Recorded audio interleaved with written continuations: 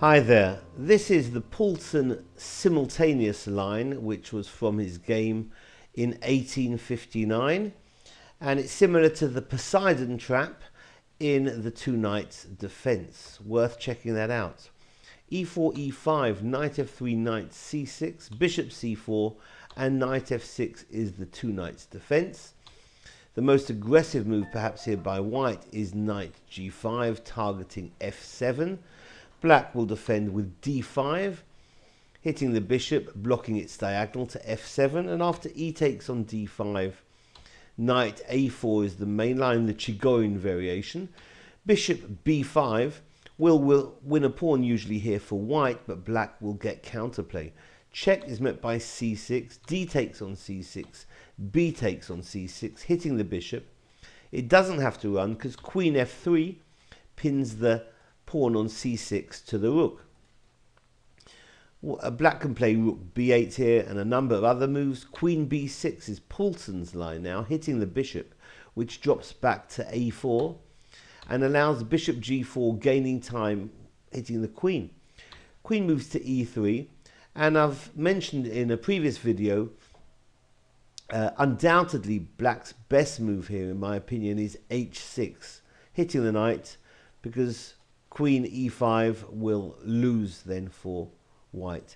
If instead the very tempting bishop c5 as was played, white certainly gets a good game here as well. After queen takes on e5, king d7, opening up the e file, one of the rooks is going to swing over to e8, that's the idea, but castles is met by bishop takes on f2.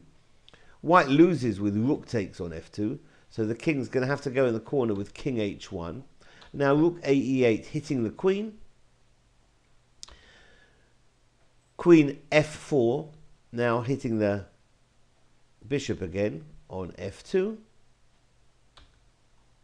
So the bishop drops back to c5, and in this position white can play d4. We've looked at knight c3, which is the Poseidon trap, worth checking out. If instead the move that was played in the simultaneous game in 1857 by Paulsen's opponent, knight takes on f7, then rook h f8 brings the second rook dynamically into play. After knight e5, hitting the king check, king d8, very complicated position. Maybe b4 or d4 could be played, but black certainly has the best of it.